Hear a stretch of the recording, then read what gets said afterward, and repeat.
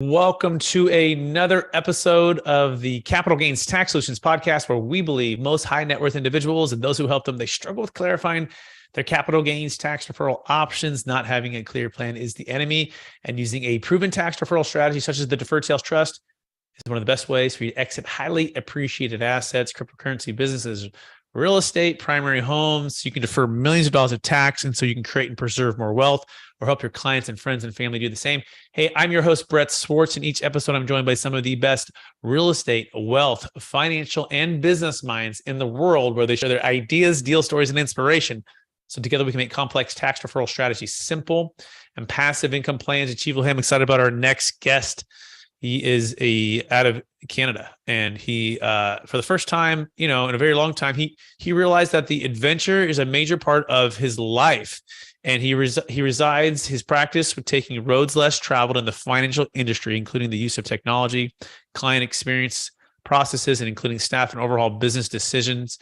Outside of his practice of being like a financial advisor, he's a CFP, CLU, CIM, and CHS. He's never shy of experiencing something unique with his clients. From fishing to racing exotic cars, he's always trying to fit into something new and so much more. Please welcome to the show with me, Dustin Service. Dustin, how you doing? Good, Brett. How are you? Thanks a lot for having me on the show. This is very exciting.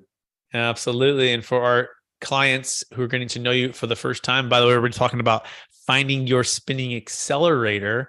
That's finding your spinning accelerator. But before we go there, Dustin, tell us a little bit more about your story and your current focus. Sure. So I would probably start with, again, I've been in the finance industry for 18 years. I've got a background in civil engineering, but I didn't really find that very passionate, and always found myself into stocks and real estate. But after seeing and working with high net worth clients for all these years, I think I've summarized it in two different client types, Harv and Maria. Harv being, hardworking business owner, go, sacrifice weekends, sacrifice evenings, reinvest everything extra he makes back in the business to build this big business. And at age 60, he sells his business for $3 million. You've got Maria, values education, learning, taking courses, maybe being a little more balanced and taking the odd time off, her family, her hobbies, friendships, keeping that more intact. And she gets to age 60 and she sells her business for $1.5 million. Now, the punchline is they both die at 63 with money in the bank. So it didn't matter that Harv had twice as much as Maria. Maria had this diverse portfolio of memories, but they both passed away. So my question to my, clients that I have that are, high net worth and older is, hey, Harv, could you have worked a little bit less, experienced a little bit more, and saved a little bit less, and then had that smaller nest egg when you're older, but it still was enough? Because a number of my clients are, they're 60, 70 years old. They're going to pass away with money in the bank. That's a given. So now you've got this big tax strategy or this big tax burden. So could you have a less of a tax burden and have lived more and saved less? And so that is something that was born into my own life of being burnt out and, 5 years of fertility struggle. And, my wife and I, it was like the business was first. Business and money came first. Family was second. And because if I couldn't get enough money, then we wouldn't have that great of a life. And I didn't see it as being an and relationship. It was either or. You either could be successful or you could have a lower income and you have, you're the best dad, you're the best husband, you're so attentive to everything. It was not both.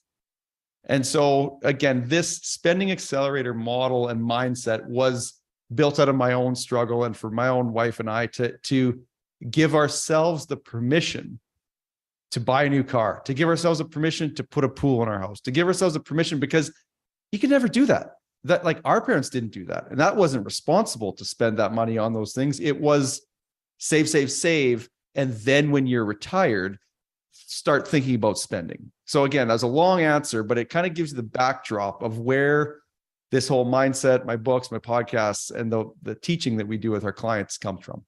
Dustin Service here, and it's spelled Serviviss. And you can find it at servicewealth.com. That's servicewealth.com.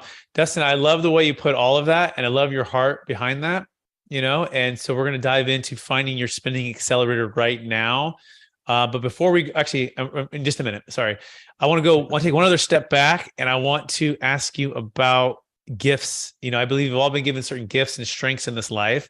And these gifts have been given just to be a blessing and help to others. So perhaps go back to your high school days or your college days, right? And what gifts do you believe you were given, and how does that help how you help and bless people today? I only maybe realizing it in the last couple of years because we ask clients about it. And the thing we ask clients about is your wealth edge. So a wealth edge is something that gives you an advantage and lowers the risk of steps that you take in your life. And so my high school years were, I was friends with the people in the smoke pit. I was not a participant of the smoke pit, but I was friends with those people. I was friends with the fighters. I was friends with the straight A student book club. I was friends with the gangsters and the cowboys. There's all these different groups and socioeconomic people, but I was friends with all of them and could mesh into different parties and could talk the language that each of those groups could talk. And I didn't realize that at the time, but being in a people business now, yes, our segment of client might be successful, high net worth people, but everyone's different. Everyone has different beliefs, everyone has different backgrounds, everyone has different risk tolerance, everyone has different political views, religious views, on and on. So how to be able to work with those demographics, I think, has enabled me to be successful and pass those tools down to the team of listening. Because if you are a good listener, it doesn't matter what groups or segment, you don't need to impress people if you're a good listener and you're helping them get what they want, because everyone's wants are different. So it's a long-winded answer, but I think it gives you a bit of color. That's a great answer. I love it. I think it's a great, amazing gift to be able to connect authentically with anyone from anywhere in any background, and do that through listening, right? And that's a cool gift. You're right, because not everyone has that, for sure. Great. Well, let's apply that now to finding your spending accelerator. So, Dustin, what is the number one secret to finding your spending accelerator?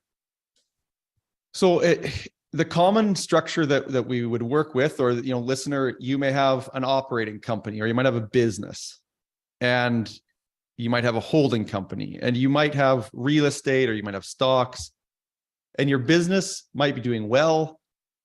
Back to my original conversation about the Harv and Maria at the start, is that you could be saving a lot. And so you're working evenings to weekends, you're saving a lot, and you think, is this it? Is this like my track for the next 25 years? And so the spending accelerator is a tool that we use to say, okay, you have, a recent file is a real estate agent. So this real estate agent is not in my hometown in a province over, but this real estate agent has extra money. And for easy number, let's say it's 30,000. They make let's do it easy, 720,000 a year. They spend, say, 20,000 of that for their lifestyle, and they pay some tax. I don't know if my math is even right, but let's just say they have 30,000 left. And so every year they save 360,000. And so you don't want to take any out of your corporation, because then you got to pay tax. So this is the trap that I got into in the hamster wheel, where my wife would say, hey, we NSF'd on our personal bank account. The bank is saying, hey, like, we're overdrawn. And I'll say, whoa, I don't want to take any more out of our company because we're going to pay tax on that. So I'm going to run our finances so lean that if we buy a stroller, our finances start to whack. So starting with, you need to know what your spending is in your monthly cash flow. So step one, where do we spend our money? If you do this properly, you should be able to, at the end of the month, we're at the start of the month now, at the end of December, I probably had $400 in my checking account. So you pay yourself a certain amount at the start of the month or middle of the month, and then it draws down over the month, and you should be really close. And maybe you could have a bigger buffer. Maybe you say it's I'm bad for, if there's money in the bank, I'll buy an extra set of gloves for snowmobiling or whatever. So get it so lean, but that you're still got enough to live. And so then you're not taking extra out of the company every month, because if you take extra money out of the company every month and just keep paying yourself more, you likely will spend it. And in Canada, you can leave your money in your corporation and you can invest it in there. You could buy real estate, you could buy stocks, you could buy bonds, GICs, whatever. And so leave it in there and not pay tax and let that pot of money grow. So that's step one. Know what you're spending in your personal life. Then you've got, back to my realtor example, where you've got 30,000 a month that is being saved in the corporation. So what people will say is, well, I don't know, my dad just taught me, like, save as much as you can, so I'm just saving. Where we, again, the spending accelerator, imagine a model, a spreadsheet, however you want to vision, and it's buckets. So here comes this 30,000 down the conveyor belt. And the first kicker, if you ever work in a factory, or, there's a kicker on the conveyor belt that kicks off stuff into a bin. And so the first bin is your emergency savings. So we're going to kick off out of that $30,000 pot, we're going to kick off 5,000. Okay. That goes into a high interest savings bucket. Next bucket over is you want to save and buy a piece of real estate. So we're going to kick off 10,000 because that's something that's important to you. So now we've kicked off another 10. We're down to 15,000 left. So keeping going down the conveyor belt, again, I'm biased. I've seen it work for lots of clients. Dividend stocks, love them or hate them. Buying good quality businesses that pay a dividend and a growing dividend. If you can buy them at the right price, it's a great diversification tool. So we're going to kick off 5,000 into that bucket. So now we've got 10,000 left. I always like a high risk bucket. This is the bucket that, you might totally screw things up and you invest in things that go to zero and lose your money. It's enough that you've got to put enough in there that if you have a win, it's going to be meaningful, but it's not enough that you're not going to get groceries on the table if you screw it up. So maybe we'll put 5,000 in there. So that's, 10 would be 35. So it's 15% maybe of your investable money. Kick that off in the high risk bucket. So now we have, 5,000 left. And so we've got 5,000 left. So you've taken care of your emergency savings. You've got, all these different buckets. The one piece that I haven't talked about yet is good insurance. So life insurance for your family. You've got 5 kids. I hope you've got life insurance, because if you're the primary income, big thumbs up. Great. So the primary income earner, if that income earner is gone, that's very bad for family. Simple analogy. Critical illness or disability, you can't work, you're still alive. Your life insurance doesn't kick in. Your income's gone and you're still around. That's equally as bad. So we might put 2,000 of that pot of money into a good insurance plan, 2,000 a month. So now we have 3,000 left. And that's out the back end of the conveyor is a bin that is, let's spend it. And yeah, let's take it out of the company and let's pay the tax and let's get it, a new car, or let's feel good spending it. And the term we use is permission granted. That money is permission granted to go on a trip, permission granted to put a pool in your house. And, and that's just kind of the real simple, I've really simplified it, because it's like, well, what do you pick in the buckets? Well, that we can get into it, but that for people is usually an aha moment. It's like, okay, if I've checked off all the boxes of being responsible and there's still money, and I can see that in 15, 20 years from now, if I just kept doing those things, that pot of assets is more than enough for us, then let's get spending it now. Perfect. So make sure I got that. This is, I think, really, really well put, Dustin. And by the way, you can learn more about Dustin's service at servicewealth.com. That's servicewealth.com, SERVISS wealth.com. So number one, you want to know your spending, actually understand what your personal spending is on a month basis, down to maybe $400 left in your account. Number two, you want to be lean on what you actually do take out of your corporation, so that you're not just having excess sitting in your personal account. But that being said, once you figure that out and you have some good insurance in place, you're going to take that. Let's say it's $30,000 a month. That I guess is the income or the spending or whatever you're going to be taking out. you're going to be dropping that, and you have to explain that here in a minute. But 5,000 into the emergency savings, 10,000 into like a real estate fund, 5,000 in dividend paying stocks, 5,000 to high risk, right? Needs to be enough where if it actually hit, it makes a difference for you guys, not just $500 where it doesn't really make a difference. 2,000 into insurance. So I guess you have to connect those dots. And then 3,000 into spending, like, hey, go have fun and have some fulfillment and have some, all of the, you have permission to do whatever you want with that money. Is that a fair summary? Perfect summary. Yep. So break down that 30,000. Was that 30,000 what you're making per month in revenue? Walk us through what that 30,000 was. That your total? What was that? Walk us through what that was. So everyone's allocation to the buckets will be different based on their goals, which I'll get into. But the analogy that I gave you was a realtor making 720. Okay. So in that case, 60,000 a month. Okay. They pay themselves 20. So 20 is going out for their, what we call BAM, or bare ass minimum, BAM. And the BAM is your mortgage payment, groceries, bills, that stuff. So 20 to that. You've got some money you want to leave in the operating business to like expand and whatever, and you're going to have some expenses. So in that example I gave you, is they started at 60,000, they're making a month gross. They're pulling 20, that's 40. And there was 10 left for expenses.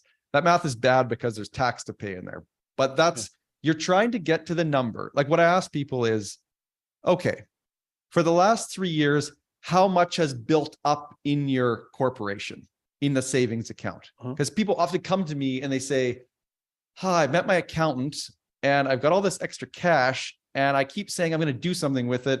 And it's been 3 years and I've never done anything with it. It's still in a bank account. And so I'll break it down and say, well, in the last 3 years, you've built up 300,000. Has it been about 100 grand a year? Yes. Okay. So 100 grand a year is about 8 grand a month. So, that you just are trying to find the number that a person builds up or saves comfortably on average inside their corporation. Got it. All right. That makes sense. And then once you have that number, then you're going to go through that little the percentages that drop into those different conveyor belt buckets. You had mentioned, those numbers are not static of like 5,000 emergency, 10,000 real estate. Someone might say, I have no interest in real estate, or I have no interest in stocks. And so you could allocate more to the other buckets. Yeah. Maybe a little bit different play, but the general theme is certain percentages for these different ones. I think that makes sense. One I didn't say, just to help listener who's into real estate. One of your buckets, when you're looking at real estate and you're looking at a value add situation, and you're going to buy a piece of real estate and you're going to buy it with leverage, and you're like, I'm going to buy this house. It's a big lot. It doesn't rent for very much because it's a crap hole, but I'm going to be negative cash flow every month. But my plan is to subdivide that house into 2 lots and build 2 houses on it. So one of your kickoffs could be 2 grand a month negative cash flow.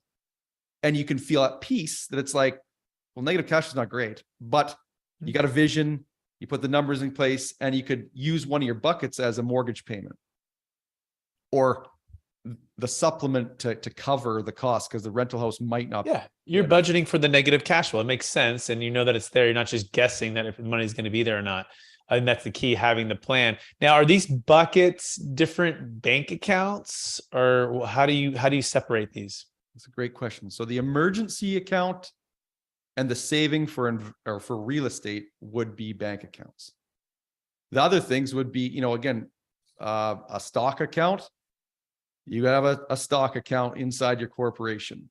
Crypto, buying direct crypto, you might know this better than I haven't found a really easy way to buy raw crypto or sort of Bitcoin raw inside a corporation. Maybe that's coming, maybe it's out. I know you could buy ETFs that are tracked to the price of the crypto in a corp, and those can be effective, but not necessarily bank accounts. You've got investment accounts. Real estate is its own thing, and right now, high interest savings accounts are meaningful. They never have been in the last sort of 10 years, but we're talking in Canada, over 4% for a liquid savings account. That's that's not something you don't want to make sure you have zero money in bank account cash. Right. If you're a U.S. citizen, can you get a Canadian bank account or no? Well, I assume that in US, you could probably find a high interest US bank account that's got that interest. Just I mean, I've heard some stuff like that too, but I've heard it's usually like 3, maybe Canada's a little bit higher. I'm just curious about that. But okay, cool. That makes some sense. I'm liking it. It's making sense to me. I think listeners are hearing this, right? So I think part of it is, do you have a plan? And then do you have some kind of framework, and maybe a little bit different for others, for what percentages? But great. Okay. So what's the next secret? What's the next step, Dustin? After you've done all this, what would you say the next one is? Well, I think looking at where the spending goes, and one of the things we talk about in sort of our framework is, maybe I'll back up. The raw framework of building a good plan is the base of the foundation of the pyramid. The widest part is having a plan. That doesn't mean you need a 100-page written financial plan. It just means having a conversation with a professional who can help quantify and gather your goals. And then from there, you've got risk management. So up the pyramid, you've got your risk management, which is what if you die? What if you get disabled? Have a will. Then in there also, that's not talked about by a lot of financial professionals, is leisure spending, solid relationships, and your personal health. So personal health, again, back to Harv and Maria that I talked about. Harv was not necessarily very healthy. Harv also wasn't very connected to his kids because he was so focused on that. So you have someone with wealth, you've got this big, great framework, but you've got a major cavity in the middle. So that's your risk management. What you put in your mind, mind nourishment. What are you putting in your mind? Who are you letting influence your mind? You're the sum total of the 5 closest people around you. If you're not aware, you're you got bad vibration, bad energy, bad whatever you want to call it, look around. Chances are you're not doing it just yourself. It's probably from the influences around you. So then the next layer up is our accumulation zone. So have a plan.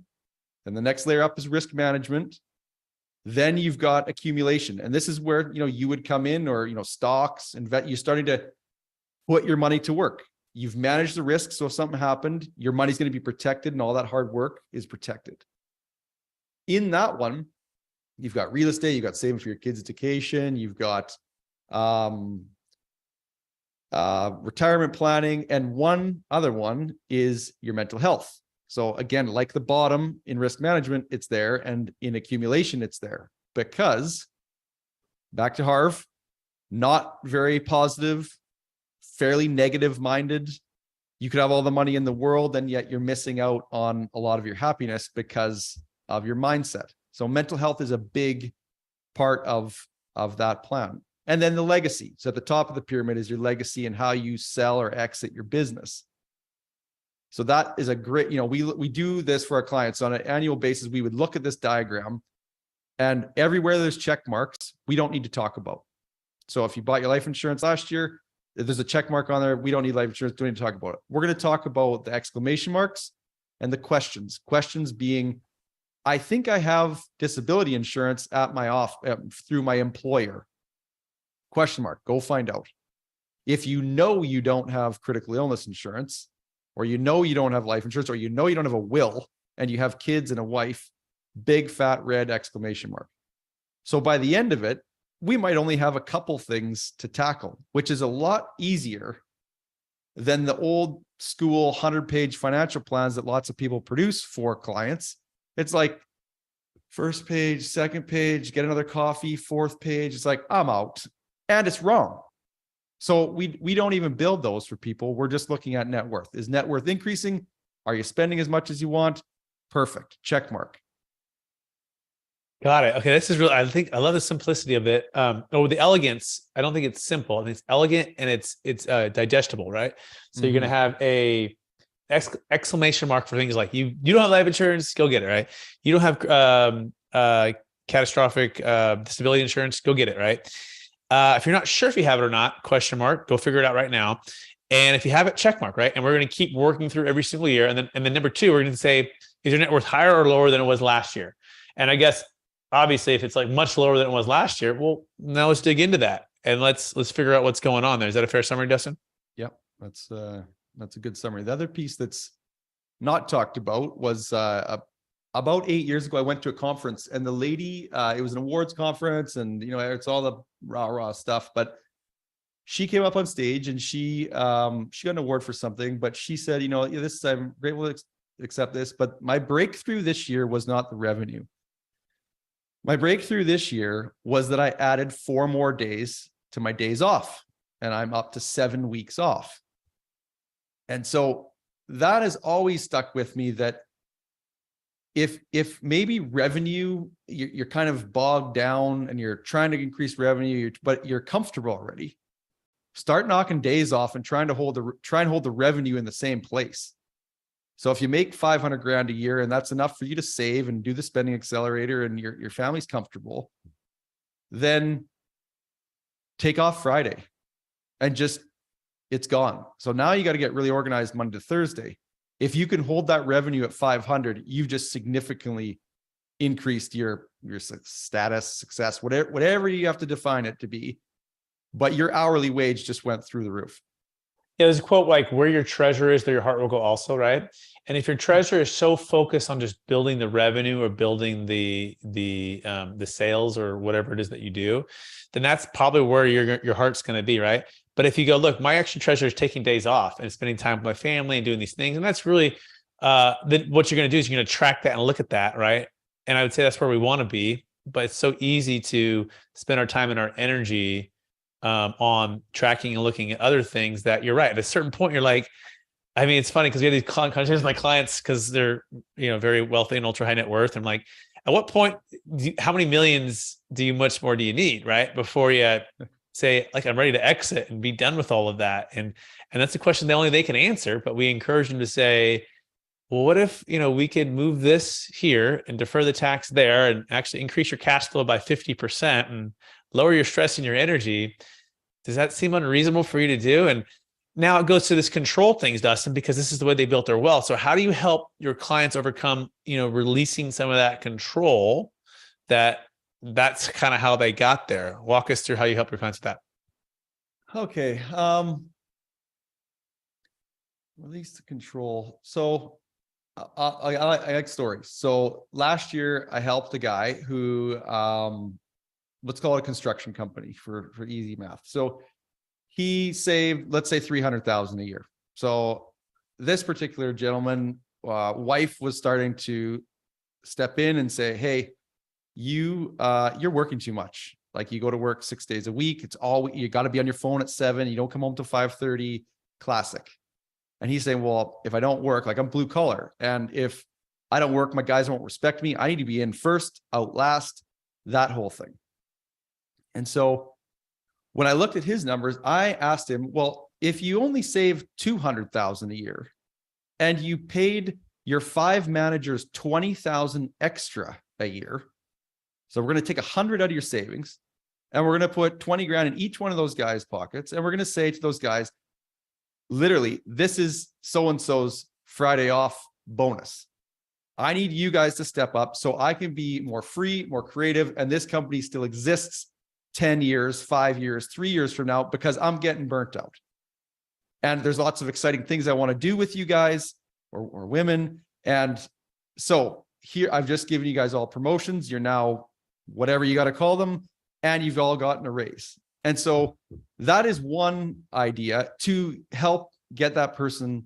And, if he's listening, he tried the Friday off and couldn't hold just by retraction of habits. So what I think I missed in that file was an emotional connection. So when you take Friday off, my Fridays off started with, there was a lawyer and accountant who I'm good friends with. They went mountain biking from 8 to 10. And so I thought, well, 8 to 10 is not bad. Like, getting to the office like by 11, it's not really hard work, I don't think, but I'll get up at 5 and I'll work till 7:30 and then it won't feel as bad. So I would do this. And then one day, I'm sure his name, Andrew, said, hey, do you want to come to my house? His house is just near the mountain bike park. He said, want to come to my house for coffee after? And I was like, I don't, okay. And so I didn't get to the office that day till noon, so now it's like leaked longer. And so I don't know the exact progression after that, where I just finally said to my staff, I don't work Fridays. Call me on my cell phone and I'll answer if you got pressing questions, but I likely will be in and out of my email. Not really, but I'm going to plan that day around my hobbies. This is going to be a little bit longer story than I thought when I was going to tell you, but that became Fridays off. And so Fridays off was born out of my wife and I, like to hang out. We're kind of family, at that time I wasn't as family focused. Now it's a lot better, but in a week, there's 168 hours. So 56 hours for sleep, 56 hours for work, and 56 hours for you. Now the you bucket includes your family, your self-interests, and all that thing. What usually happens with an entrepreneur hard charger is your self-interests start to dwindle. As you start to have a family, there's priorities. You want to be around your family usually, but then you don't have time for hobbies. All those things, you used to be the rock star hockey player, you used to be a good soccer player, you used to golfer, whatever your sport, dirt biker. And over the years, those things get sold out of the garage. Your hobbies start to dwindle. You might stay in shape because you do the odd workout in your basement, but fast forward to when the kids move out of the house and when you're 55, 60, your friend circle is lower. You got less friends. You're less interested in hobbies. And the only thing that really turns a crank is your work and your company. And it's hard to wrap your head around. I need to pass this business on to somebody else. I want to, pass this off to a younger person, but I can't because I'm scared as shit. If I don't come to work and that key doesn't work in the door and I'm at home, I got not as many friends. I got not as many hobbies. And I just was on a Zoom today where the guy said, I'm 65. I don't have hobbies. I love working. And I believe he does. But I just think that, that guy didn't used to be that guy before. And so the most successful clients that I see and that I look at, and, they're 80 years old. They've got good friends. They've got good hobbies that maybe they're not rock stars at anymore, but they still participate in, and they're still curious to try a new sport. And, usually that curiosity is stemmed by like maybe a few of their friends play it. So they want to be part of that. And so you've got to put that ego in your back pocket. I'm not going to be the best at this, but I've got something to talk about. I've got something to research. Some of my clients, even though we manage their money, they like to kind of follow stocks. And so it's a daily routine. They research, they read, they call me, we have a visit, they have friends that are in it. And so you're maintaining that wellness now because so to finish the story, Fridays off was my outlet to continue to do the sports and hobbies that I wanted to, but still have the weekends for the family. Wow. There's such great wisdom there. That should be your next book. The book should start with the construction worker as the person walking through, or maybe in your story, Dustin, there's so much there. I want to unpack a couple things, right? And again, it's just elegant and it's not, but you pulled out a lot of great things, right? You're breaking down the 168 hours in the week, right? And you're saying, okay, 56, 56, 56. And you're right. As you get older, as you're in college and high school, your social days, the friends are like, it's like 100%, like it can never be higher. Right. And then you go, and then when you're still like, actually what I found for my wife and I, we got married, we're still had a really great social life. It's when the kids start coming, right? And then as the kids start coming, you have the friends with the kids, the friends without the kids, and you still have the friends, but it starts to go lower. Then you get multiple kids. And even as you have like even 2 or 3 or 4 or 5 kids, then it's the friends with so many other kids. And the point is your time and your energy just starts to go fast. Okay. And if you're not intentional about it, you start to lose out on some really meaningful relationship with your friends, with your family, with your hobbies, right? Your other extended family, let's just say that way, right? And yeah, these are part of life, but if you're not actually segmenting and saying, okay, this entire day, I'm going to focus on personal and friends and hobbies, right? Then you're right. How else are you going to do it if you're not planning and budgeting for it? And the last part would be, you don't want to be when you're 55 or 65 and saying my whole life is my work, right? Like that's not, you don't want to be there. So I think that's so good. Dustin, thank you for sharing. We're out of time now. So we're going to go through the lightning round. Are you ready? Yeah. All right. Knowing what you know now, if you could go back to your 25-year-old self with one golden nugget, make sure to tell yourself to do. I would have taken more risk.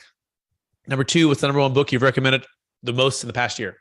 Hands down, Think and Grow Rich by Napoleon Hill. Awesome. Question number 3, what are you most curious about right now? How to snowmobile 101 days in a season. That's really cool. Question number 4. What's the number one leadership quote or theme that you strive to live by? I don't know. You stumped me. My initial thought was not Morgan Freeman. It was Denzel Washington's speech, commencement speech to, I think, Philadelphia University. Look it up on YouTube. It's a great 10 minutes. Beautiful. What's the one biggest thing in 2023, if you could knock over this year, is going to make the biggest difference in your business?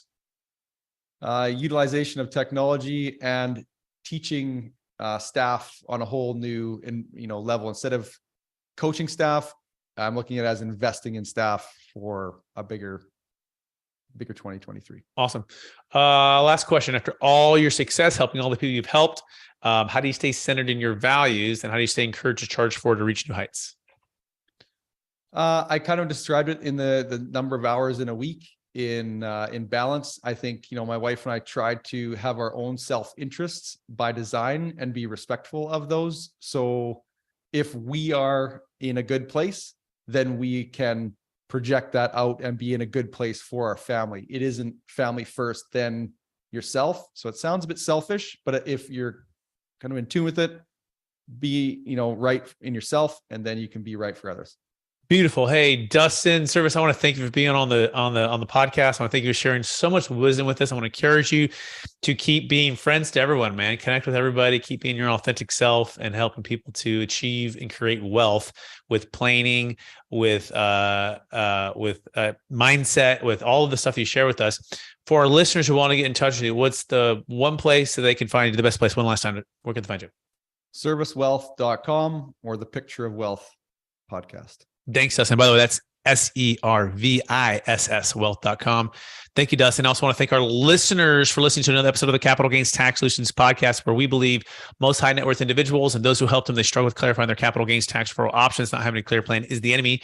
Using a proven tax deferral strategy such as the Deferred Sales Trust, or getting someone like Dustin's service, is the best way for you to create and preserve more wealth, right? Whether it be exiting highly appreciated assets and having a plan, or getting right now with someone who can help you build a plan, level up your plan, simplify your plan, and so that you can create and preserve more wealth, access more freedom for yourself.